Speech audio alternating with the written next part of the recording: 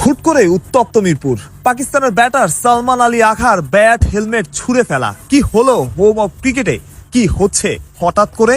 আম্পায়ারের ডাকও শুনলেন না এই পাক ব্যাটার। সোজা ড্রেসিং রুমে মেজাজ হারিয়ে বাউন্ডারি লাইন পেরুতেই ছুঁড়ে ফেললেন ব্যাট। ওদিকে মিরাজ লিটনরাও বিরক্ত। আঘা কোনো দিকেই তাকালেন না। ঘটনা ইনিংসের ৩৯তম ওভারের। ব্যাটিং এ ছিলেন মোহাম্মদ রিজওয়ান, নন স্ট্রাইকে আঘা। নন স্ট্রাইক প্রান্ত থেকে খানিকটা এগিয়েই ছিলেন এই ব্যাটার। বল ডেথ হওয়ার আগেই সেই বল ধরতে যান আঘা। তখনও তিনি লাইনের বাইরে।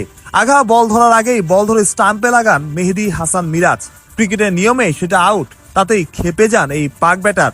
স্পিরিট অব দ্য গেমের হিসেব করলে অনেক কথাই বলা যায়, তবে নিয়ম সেসব বোঝে না। বল ডেথ হওয়ার আগেই আঘা লাইনের বাইরে ছিল, সেই সুযোগ নিয়েছেন মিরাজ। ঠিক বেঠিক অনেক কথাই বলা যায়, সেটা নিয়ে হয়তো আলোচনাও হবে।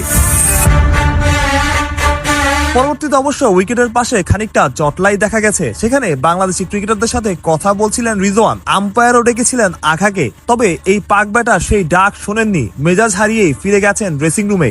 বাংলাদেশি ক্রিকেটারদেরও সেই সময়ে খানিকটা বিরক্তই মনে হয়েছে। তারাও বুঝে উঠতে পারেননি ঘটনার তাৎক্ষণিক প্রতিক্রিয়া। হয়তো ড্রেসিং রুমে ফেরা পর্যন্ত বেশ বিরক্তই মনে হয়েছে আঘাকে। মুখের অভিব্যক্তি সেটাই বলে দিচ্ছে, বোঝাচ্ছে, বুঝিয়েছে। এমন ছবি মিরপুরে দেখা যায় না সচরাচর। হিট অব দ্য মোমেন্টে ঘটা ঘটনা বড় হয়েছে, নিশ্চিত করে হয়তো আরো অনেক দূর গড়াবে। সেখানেই বোধহয় খানিকটা মোমেন্টাম হারিয়েছে পাকিস্তানও। এক বল পরই আরো এক উইকেট হারিয়েছে দলটা। ৬২ বলে আঘা আউট হয়েছেন ৬৪ করে। ক্রিকেটের স্পিরিট নিয়ে অনেক কথাই হয়। ম্যান কাট করা উচিত কি অনুচিত সেটা নিয়েও হয়।